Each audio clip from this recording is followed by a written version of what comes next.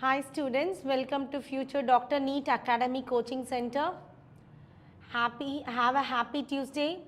So having one small positive thinking will change your rest of the day for the better.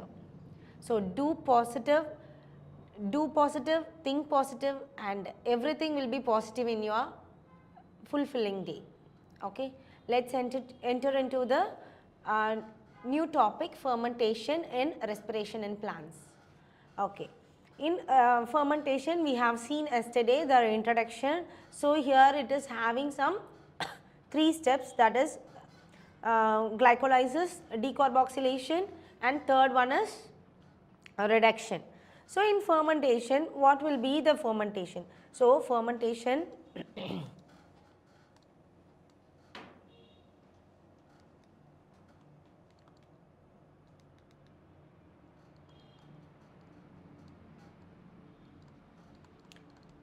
I think you people can able to see the board. So fermentation was giving rise to alcoholic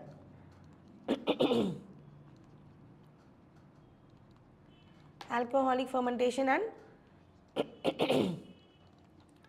lactic acid fermentation.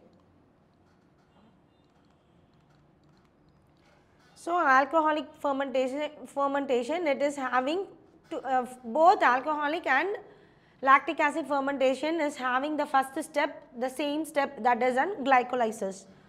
Glycolysis means glucose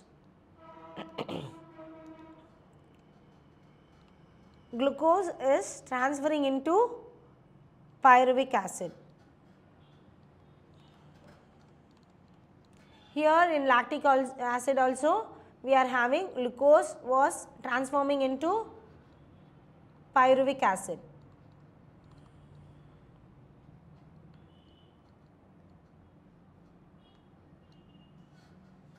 And then from pyruvic acid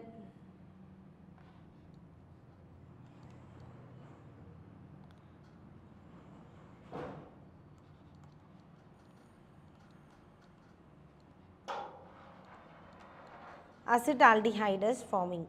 So from acetaldehyde it was changing into 2-ethanol. So appo glycolysis la irundhu pyruvic acid varadhukku it is having an first step. So this first step is called an glycolysis. And then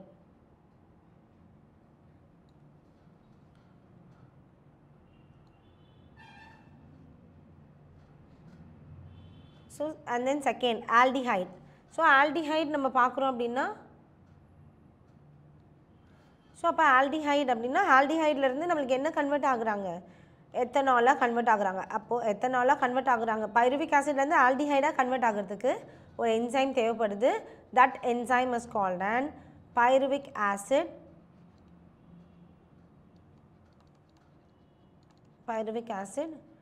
decarboxylase.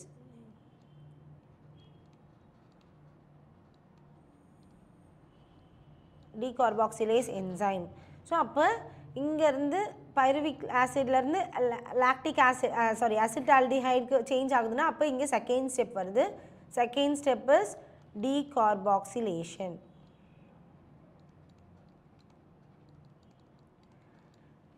Lactic acid ஃபெர்மெண்டேஷனில் decarboxylation step கிடையாது. So directly pyruvic acid is transforming into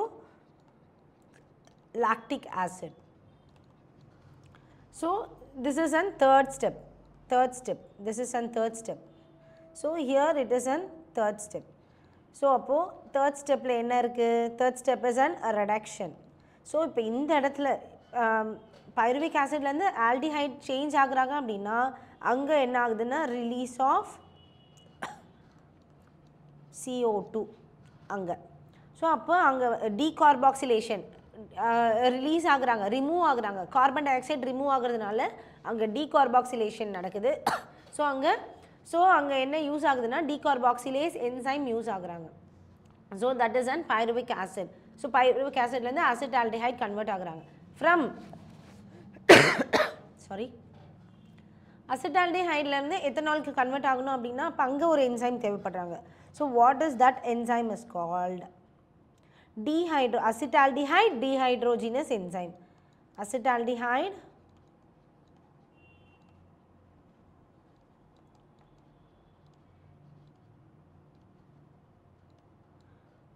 டீஹைட்ரோஜனஸ் enzyme. So இது வந்து தேவைப்படுறாங்க ethanol அப்படின்னு சொல்லிட்டு.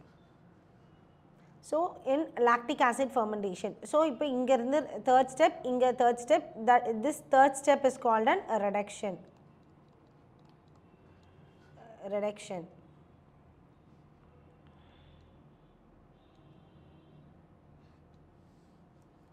So அப்போது இது நம்மளுக்கு நெக்ஸ்ட் வந்துருச்சு.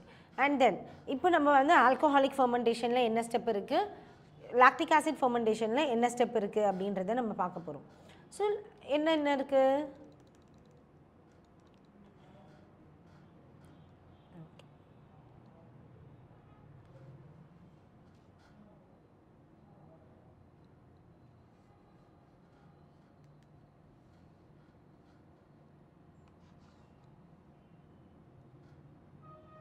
next step.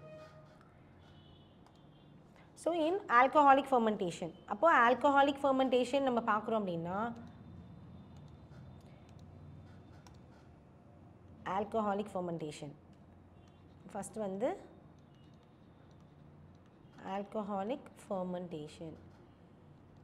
ஸோ அப்போது alcoholic fermentation நம்மளுக்கு என்ன கிடைக்குது, 3 steps நம்ம பார்த்துட்டோம். first one is glycolysis, second one is decarboxylation,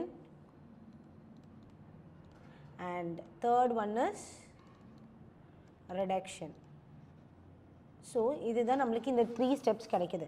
அப்போ இங்கே இதுக்கு for example for alcoholic fermentation example is yeast cell. Yeast cell. அப்போ இந்த ஈஸ்ட் செல்லில் என்ன ஃபார்முலா, என்ன ஈக்குவேஷன் கொடுக்கலாம். So glucose is transforming into 2-ethanol. Ethanol plus carbon dioxide release ஆகுறாங்க. ஸோ அப்போ நம்மளுக்கு 2 ATP was produced. இது வந்து alcoholic fermentation. And for lactic acid fermentation, for lactic acid fermentation, it is having only 2 steps, that is glycolysis and second one is a reduction. So in this 2 step we are having some example. So what will be the example is an human being muscle. Human being muscle. Muscle. So what will be the equation for this lactic acid fermentation? So that is glucose is transforming into 2 lactic acid plus 2 ATP. So this will be the equation for lactic acid fermentation. அப்போ இங்கே lactic acid வந்துருச்சு. அப்போ நம்ம என்ன பண்ணுறோம், alcoholic fermentation Pritha fermentation is splitting into alcoholic fermentation and lactic acid fermentation. In alcoholic fermentation it is having 3 steps, that is glycolysis, decarboxylation, reduction. So glycolysis in the sense எப்படி அப்படின்னா glycolysis means glucose is converting into pyruvic acid, and then decarboxylation அதோட இது என்ன அப்படின்னு பார்த்தோம்னா this pyruvic acid is transforming into what, acetaldehyde convert ஆகுறாங்க, and then from அசிட்டால்டிஹைட்லேருந்து எத்தனாலாக கன்வெர்ட் ஆகிறது ரெடக்ஷன் ஸ்டேஜ். ஸோ இப்போ இந்த 3 ஸ்டேஜ் வந்து ஆல்கஹாலிக் ஃபர்மெண்டேஷனில் இருக்குது. In this alcoholic fermentation the example for alcoholic fermentation is an yeast cell. So and second one is another one is lactic acid fermentation. இந்த lactic acid fermentationல 2 steps இருக்குது. One is glycolysis, that is glycolysis means glucose is converting into pyruvic acid, and next one is a reduction. This pyruvic acid is transforming into an lactic acid. This is for lactic acid fermentation, the example is human beings muscles.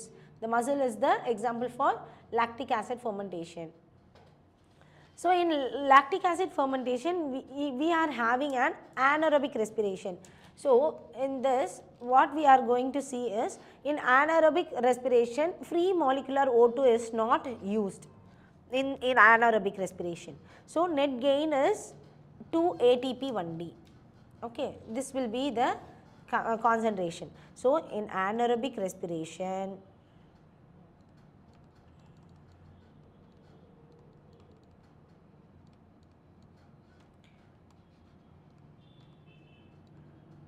free molecular O2 is not used. This is the first point. And in the second point, net gain is 2 ATP. And then in the third point, NADPH plus H plus, again what it doing? Against it is oxidized,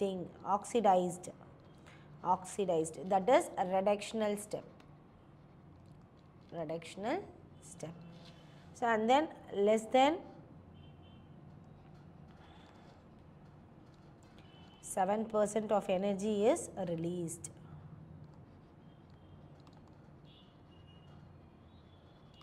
So both last point is both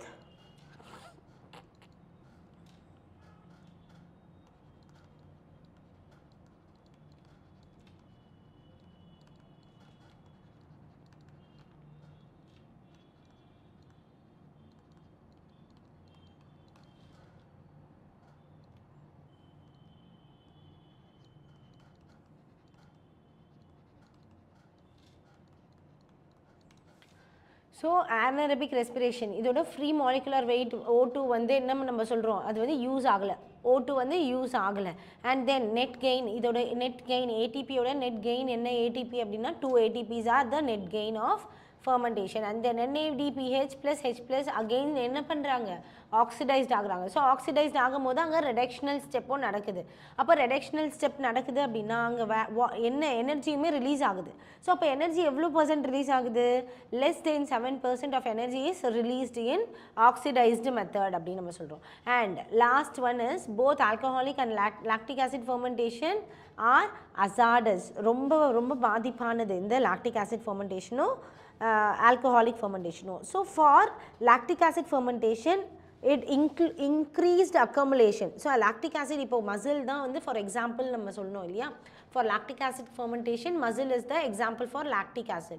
so அப்போ அந்த மசிலில் என்ன ஆகும் அப்படின்னா lactic acid increased accumulate ஆகிடும். So அப்போ increased accumulate ஆகுதுன்னா what will happen for the muscles, அப்போ அந்த individuals அந்த victimக்கு என்ன ஆகும் அப்படின்னு பார்த்தோன்னா, ஸோ dizziness, drowsiness, giddiness இந்த மாதிரிலாம் வந்து அந்த victimக்கு வந்து சேஞ்ச் ஆகிறதுக்கு சான்சஸ் இருக்குது.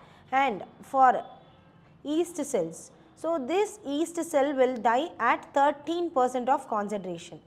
So இந்த yeast cell என்ன பண்ணுவாங்களா, yeast cell is an example of lactic acid fermentation. So this lactic acid fermentation will die, yeast cell will die themselves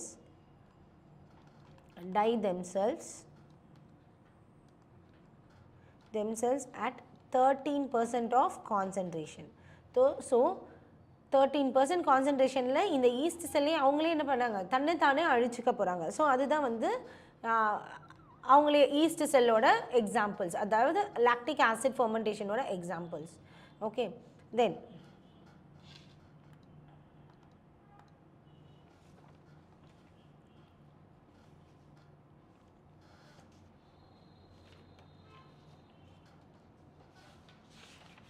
and next one is aerobic respiration.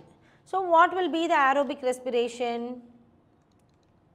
So அப்போ aerobic respiration na enna, aerobic respiration, so aerobic respiration to takes place within the mitochondria. அப்போ aerobic respiration எங்கே தான் நடக்குது, மைட்டோகாண்ட்ரியாவில் நடக்க போகுது. அப்போ mitochondria process எப்படி நடக்கும், இப்போ பைருவிக் ஆசிட் வந்து கன்வெர்ட் ஆகணும். So convert into 2 carbon compound, அதாவது 3 கார்பன் காம்பவுண்ட்லேருந்து 2 கார்பன் காம்பவுண்டுக்கு கன்வெர்ட் ஆகணும். இந்த மாதிரி இருக்கும்போது தான் நம்ம பார்க்குறோம்.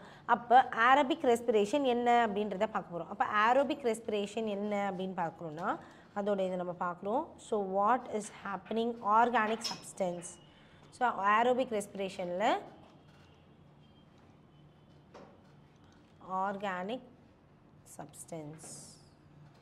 அப்போ ஆர்கானிக் சப்ஸ்டன்ஸில் நம்ம பார்க்குறோன்னா O2 + CO2 + H2O + எனர்ஜி தான் வந்து இதில் லார்ஜ் அமௌண்ட் நம்மளுக்கு கிடைக்க போகுது.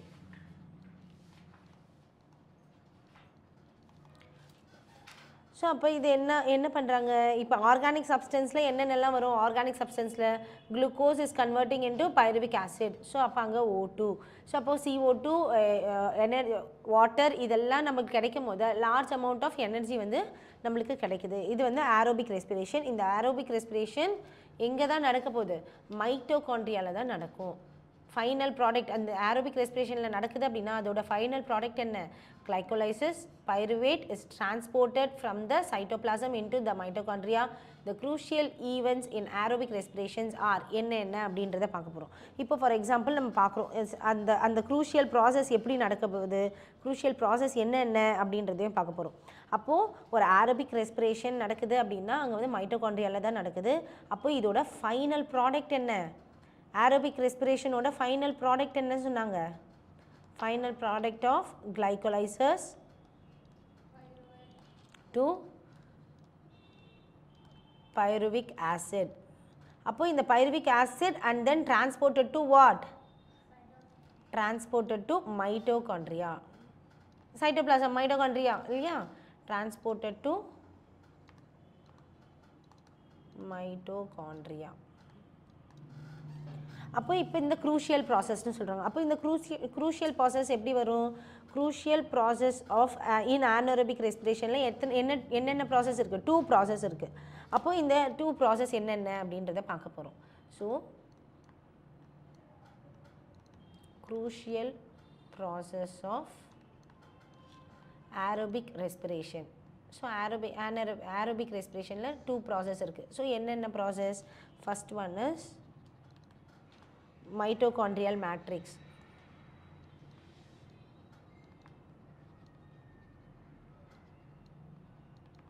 Second one is mitochondrial membrane.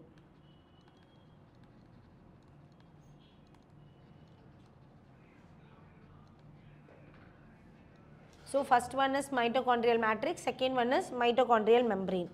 அப்போது மைட்டோகாண்ட்ரியல் மேட்ரிக்ஸ் அப்படின்னாவே அங்கே என்ன நடக்க போகுது அப்படின்னா கிரெப்ஸ் சைக்கிள் நடக்க போகுது. ஸோ நெக்ஸ்ட் வந்து நம்ம என்ன பார்க்க போகிறோம், கிரெப்ஸ் சைக்கிள் நம்ம பார்க்க போகிறோம். ஸோ அப்போது மைட்டோகாண்ட்ரியல் மெம்ப்ரேன் அப்படின்னா அங்கே என்ன நடக்க போகுது, எலக்ட்ரான் டிரான்ஸ்போர்ட் செயின் நடக்க போகுது, எலக்ட்ரான் டிரான்ஸ்போர்ட் செயின்.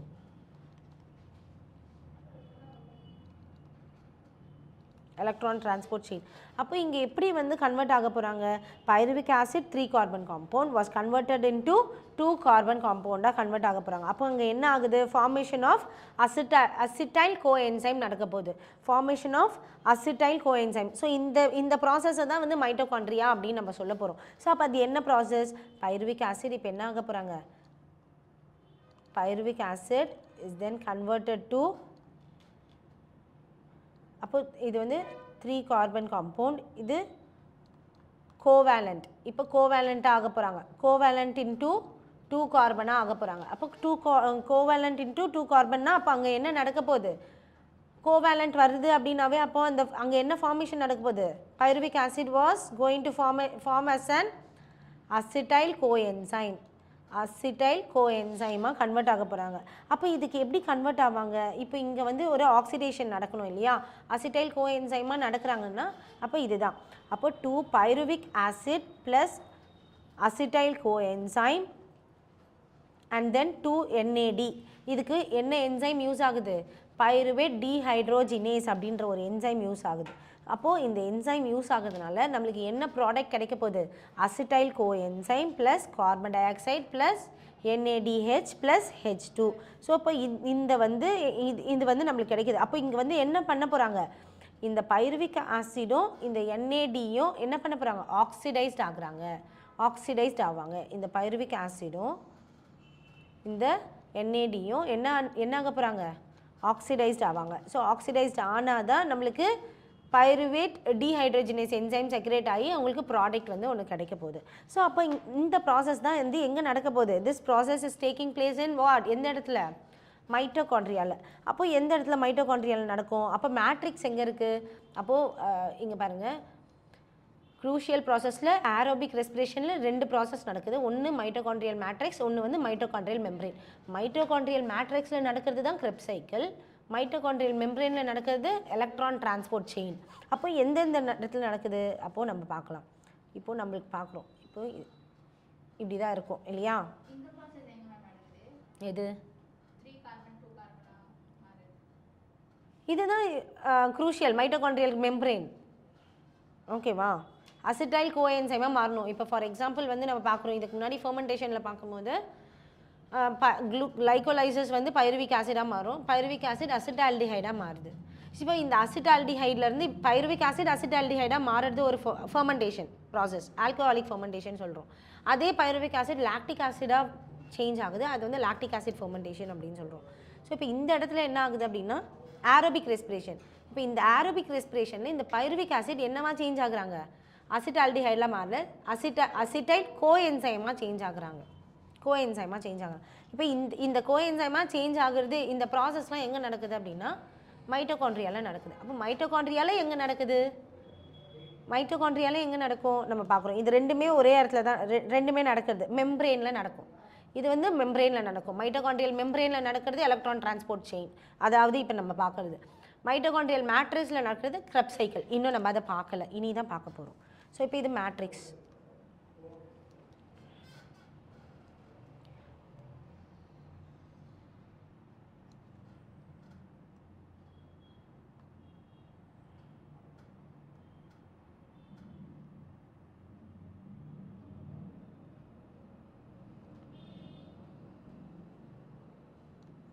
ஸோ அப்போ இப்படி இருக்குது. ஸோ இந்த இடத்த தான் நம்ம என்ன சொல்கிறோம்?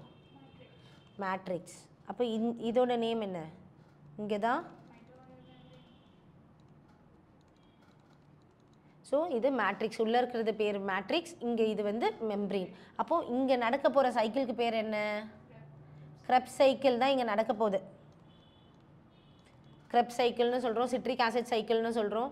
ஸோ கிரெப்ஸ் சைக்கிள் தான் இங்கே நடக்க போகிறாங்க. அப்போ இங்கே நடந்தது என்ன அப்படின்னா இந்த என்சைம், இந்த ஃபார்மேஷன் மெம்பரேனில் என்ன எலக்ட்ரான் டிரான்ஸ்போர்ட் செயின் தான் நடக்கிறாங்க. இந்த இடத்துல என்ன பண்ணுறாங்க?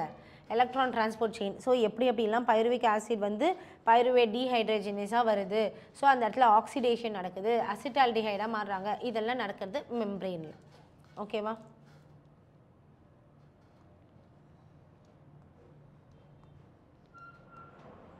ஸோ இப்போ இதுதான் அசிட்டால்டிஹைடாக மாறும், சைக்ளிக் பாத்வே மாறிட்டே இருக்கும். And then இப்போ நம்ம என்ன பார்க்குறோம்? இந்த acetyl coenzyme then enters into the cyclic pathway.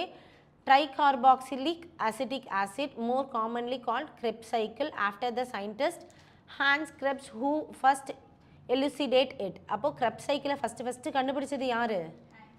Hans Krebs. So அதனால தான் கிரெப் சைக்கிள் அப்படின்னு வச்சுட்டாங்க. ஸோ அதுக்கு இன்னொரு நேமும் இருக்குது, ட்ரைகார்பாக்சிலிக் ஆசிட். ட்ரைகார்பாக்சிலிக் 3 ஆசிட்ஸ் இருக்குது. ஸோ என்னென்ன அப்படின்றத நம்ம பார்க்க போகிறோம். ஸோ ட்ரைகார்பாக்சிலிக் ஆசிட் அப்படின்னு சொல்லிட்டு. ஸோ அப்போ என்னென்ன வருது? கிரெப் சைக்கிள் நம்ம பார்க்க போகிறோம். ஸோ கிரெப் சைக்கிளோட நம்ம முடிச்சிடலாம். So what is Krebs cycle? So tricarboxylic acid is also called as Krebs cycle. அப்போ வேற என்ன? citric acid cycle.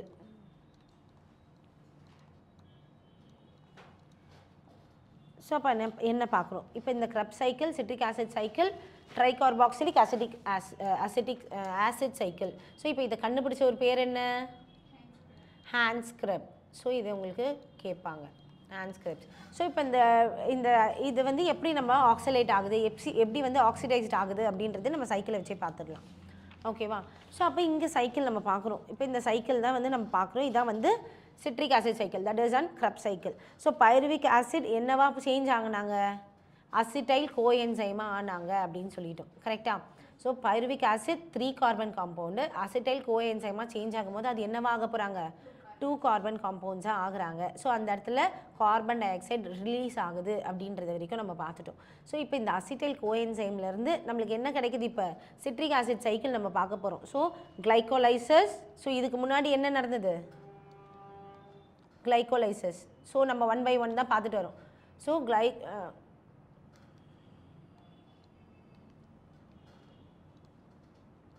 So கிளைகோலைசஸ்லேருந்து பைருவேட்லேருந்து fermentation ஆகுறாங்க. ஃபெர்மெண்டேஷன் ஆகும்போது தான் அசிட்டால்டிஹைட் கிடைக்குது, லாக்டிக் ஆசிட் கிடைக்குது. பைருவேட்லேருந்து அதுக்கப்புறம் ஸ்ட்ரெயிட்டாக நம்மளுக்கு என்ன வருது, அசிட்டைல் கோஎன்சைம் வருது. இப்போ இந்த இடத்துல நம்மளுக்கு சிட்ரிக் ஆசிட் சைக்கிள் பார்க்க போகிறோம். ஸோ இப்போ இங்கேருந்து ஸ்டார்ட் ஆகுது சிட்ரிக் ஆசிட். இப்போ 2 கார்பன் காம்பவுண்ட், பைருவிக் வந்து 3 carbon compound, glycolysis 6 carbon compound. Okay ma'am. So இப்போ இது என்ன ஆக போகிறோம் அப்படின்னு பார்க்குறோம். இப்போ இந்த அசிட்டைல் கோஎன்சைம் சிட்ரிக் ஆசிட்லேருந்து ஸ்டார்ட் ஆகுது. ஸோ சிட்ரிக் ஆசிட் அப்படின்னா கோஎன்சைம், அசிட்டைல் கோஎன்சைம் வந்து ரெடியூஸ் ஆகுது, சிட்ரிக் என்சைம் வந்து சிந்தசிஸ் ஆகுது. என்ன பண்ணுறாங்க, கோஎன்சைம் என்ன பண்ணுறாங்க, இங்கே தான் இருக்குது கோஎன்சைம் உள்ளே வராங்க, oxygen carbon dioxide release ஆகுறாங்க. அப்போது இங்கே கோஎன்சைம் வரும்போது இந்த இடத்துல என்ன ஆகுறாங்க, கோஎன்சைம் ரிடக்ஷன் ஆகுறாங்க. கோஎன்சைம் ரிடக்ஷன் ஆனால் இந்த இடத்துல என்ன ஆகுது, சிட்ரிக் என்சைம் சிந்தசிஸ் ஆகும். ஸோ ஒன்று ரிடக்ஷன் ஆனால் தானே இன்னொன்று சிந்தசிஸ் ஆகும். ஸோ அப்போது அங்கே சிந்தசிஸ் ஆனால் தான் இங்கே சிட்ரிக் ஆசிட் 6 கார்பன் காம்பவுண்டில் வரும். ஓகேவா. எப்படி சிட்ரிக் ஆசிட் 6 கார்பன் காம்பவுண்டில் வரும் அதையும் நம்ம பார்க்க போகிறோம். அப்போ கோஎன்சைம் இங்கே ரிடக்ஷன் ஆகுது, சிட்ரிக் ஆசிட் சிந்தசிஸ் ஆக போகுது. அப்போ இங்கே 6 கார்பன் காம்பவுண்டுன்னு சொல்லிட்டாங்க. எப்படி இந்த 6 கார்பன் காம்பவுண்ட் வந்தது, அப்போ இதுக்கு 6 கார்பன் காம்பவுண்ட்னாலுமே எப்படி பேர் வருது, ட்ரை ஆக்சாலிக் என்ன நேம் சொன்னோம் நம்ம, TCA cycle, try carboxylic acid cycle, TCA cycle எல்லாமே ஒன்று தான். ஸோ அப்போ இந்த TCA try carboxylic acid cycle, அப்போ அங்கே என்ன சொல்கிறாங்க, ட்ரைனா என்ன, கார்பாக்சிலிக் ஆசிட், கார்பன், அப்போ 3 கார்பன் எப்படி வருது பாருங்க, OOH COOH COOH 3 தடவை வருதா கார்பாக்சிலிக் ஆசிட். அப்போது இதனால இது TCA சைக்கிள்னு சொல்கிறாங்க. 3 கார்பன் காம்பவுண்ட் 3 இது இருக்குது, COOH நம்ம சொல்கிறோம் கார்பாக்சிலிக் ஆசிட். அப்போது 3ஆக இருக்கிறதுனால try carboxylic acid cycle, TCA cycle, citric acid cycle, next Krebs cycle, இந்த 4 பேர் நம்ம வந்து இது கொடுக்குறோம். ஸோ அப்போ இதனால தான் சிட்ரிக் ஆசிட் சைக்கிள் அப்படின்னு வருது. அண்ட் தென் இப்போ இந்த citric acid cycle 6 carbon compound. இப்போ இந்த இடத்துல என்ன நடக்க போகுது, ஆக்சிடேஷன் நடக்க போகுது. இப்போ ஆக்சிடேஷன் நடக்கிறது அப்படின்னா அப்போ அந்த இடத்துல என்னவா மாறுறாங்க, citric acid 6 carbon compound keto glutaric ஆசிடாக 5 கார்பன் காம்பவுண்டாக சேஞ்ச் ஆகுறாங்க. ஸோ அப்போ இங்கே alpha keto glutaric acid 5 carbon compound. So இந்த இடத்துல மறுபடியும் கார்பன் டை ஆக்சைடு வெளில போகிறாங்க, ஒரு கார்பன் காம்பவுண்ட் வெளியில் போகுது. சிட்ரிக் ஆசிடில் இருக்கும் போதும் கார்பன் காம்பவுண்ட் வெளில போகிறது, ஒரு கார்பன் டை ஆக்சைடு வெளில போகிறதுனால அது ஆல்ஃபா கீட்டோ குளூட்டரிக் ஆசிடாக 5 கார்பன் காம்பவுண்ட், 6 கார்பன் வந்து 5 கார்பனாக சேஞ்ச் ஆகுறாங்க. இந்த இடத்துலையும் என்ன ரிலீஸ் ஆகுது, கார்பன் டை ஆக்சைடு ரிலீஸ் ஆகுது. ஸோ அங்கே கார்பன் டை ஆக்சைடு ரிலீஸ் ஆகுறதுனால அங்கே என்ன கிடைக்கிறாங்க, NADH போகிறாங்க. அண்ட் தென் GTPயாக கன்வெர்ட் ஆகுறாங்க. ADP-ATPன்னு கிளைகோலைசஸில் படித்தோம். சிட்ரிக் ஆசிட் சைக்கிளில் GTP. What is mean by GDP? What is mean by GDPனா என்ன,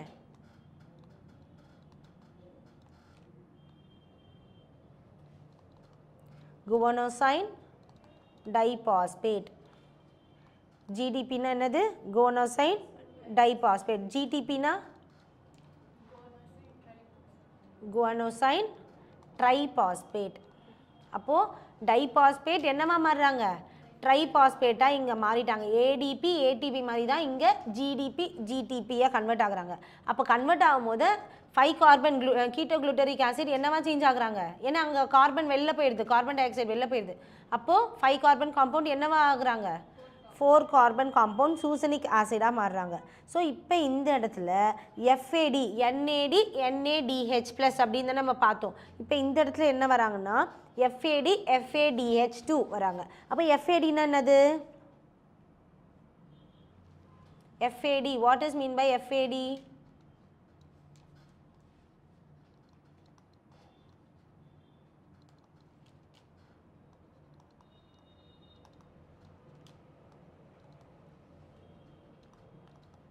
ஸோ ஃப்ளாவின் அடினைன் டைநியூக்ளியோடைட் தான் FAD. ஓகேவா? ஸோ அவங்க வந்து FADH2 ஹைட்ரஜன் ஆகுறாங்க. ஹைட்ரஜன் ஒன்று சேருது. அப்போ சேர்க்கும் போது இந்த இடத்துல வந்து கார்பன் டை ஆக்சைடு எதுவும் ரிலீஸ் ஆகலை. இதுக்கு முன்னாடி சிட்ரிக் ஆசிட் சைக்கிளில் ஒரு கார்பன் ரிலீஸ் ஆகுறாங்க. அண்ட் தென் அவங்க கீட்டோக்ளூட்டரிக் ஆசிட் 5 கார்பன் காம்பவுண்டாக வராங்க. இங்கேயும் ஒரு கார்பன் டை ஆக்சைடு என்ன பண்ணுறாங்க, ரிலீஸ் ஆகுறதுனால சூசனிக் ஆசிடாக சேஞ்ச் ஆகுறாங்க. தட் இஸ் 4 கார்பன் காம்பவுண்டாக. அப்போ 4 கார்பன் காம்பவுண்ட் இந்த இடத்துல என்ன பண்ணல, எந்த ஒரு கார்பன் டை ஆக்சைடு என்ன ஆகலை, ரிலீஸ் ஆகலை. அதே 4 கார்பன் காம்பவுண்ட் தான். ஆனால் இங்கே ஃப்ளாவின் அடினைன் டைநியூக்ளியோடைடு சேர்றதுனால அவங்க என்னவா மாறுறாங்க, மேலிக் ஆசிட் 4 கார்பன் காம்பவுண்டாக தான் இருக்காங்க, மேலிக் ஆசிடாக சேஞ்ச் ஆகுறாங்க. ஸோ இப்போ இந்த மேலிக் ஆசிட்லேருந்து ஒரு ஹைட்ரஜன் என்ன ஆகுது, NADH+2 ஆகுது. அப்போ ஆகும்போது இங்கே ஆக்சாலோ அசிட்டிக் ஆசிட் அதே 4 கார்பன் காம்பவுண்டில் தான் வந்து சேர்றாங்க, இதே 4 கார்பன் காம்பவுண்ட். ஆனால் இங்கே என்ன நடக்குது, சிட்ரிக் ஆசிட் சைக்கிளில் நம்ம பார்க்கும்போது ஒன்ஸ் கிளைகோலைசிஸ் நடக்குது அப்படின்னா கிளைகோலைசிஸ்லேருந்து ஸ்ட்ரெயிட்டாக பைருவிக் தான் வருது, மறுபடியும் கிளைகோலைசிஸ்க்கு போகாது. பைருவிக்லேருந்து அசிட்டால்டிஹைடாக தான் வரும், அசிட்டைல் கோ என்சைமாக தான் வரும். ஆனால் சிட்ரிக் ஆசிட் சைக்கிளில் மறுபடியும் இந்த சைக்கிள் என்ன நடந்துகிட்டே இருக்கும், இந்த சைக்கிள் ஆக்சாலிக் ஆசிடாக வரும், மறுபடியும் அசிட்டைல் கோ என்சைமாக மாறும், மறுபடியும் என்ன ஆகுது, சிட்ரிக் ஆசிட் சைக்கிளாக நம்மளுக்கு லைஃப் சைக்கிளாக வந்துகிட்டே இருக்கிற மாதிரி தான் இருக்கும் இந்த சைக்கிள். ஸோ இதுதான் வந்து citric acid cycle R tricarboxylic acetic acid TCA cycle அப்படின்னு நம்ம சொல்கிறோம். ஓகேவா? ஸோ இந்த பேரால ஃபுல்லாக நம்ம இப்போ பார்த்தது தான் இருக்கே. ஸோ இதெல்லாம் என்ன சிந்தசிஸ் ஆகுது, இதில் வந்து 2 ATP மாலிக்யூல்ஸ் வந்து நம்மளுக்கு கிடைக்குது அப்படின்றத பார்க்குறோம். ஸோ ஓவராலாக இப்போ சிட்ரிக் ஆசிட் சைக்கிள் எடுக்கிறோம், பைருவிக் ஆசிட், கிளைகோலைசிஸ் இதெல்லாம் பார்த்து ஓவராலாக நம்மளுக்கு நெட் கெயின் ATP எவ்வளோ கிடைக்க போகுது, NADHனா எவ்வளோ கிடைக்க போகுது, NADH இஸ் கன்வெர்ட்டிங் இன்டூ ATPயாக மறுபடியும் கன்வெர்ட் ஆகும்.